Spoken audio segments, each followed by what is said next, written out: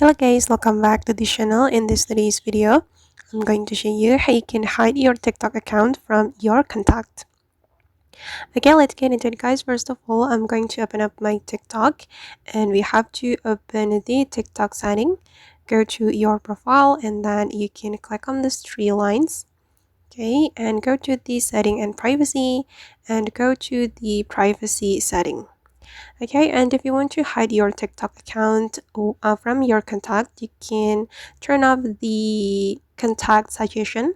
You can click on this option and then you have to click on the contact.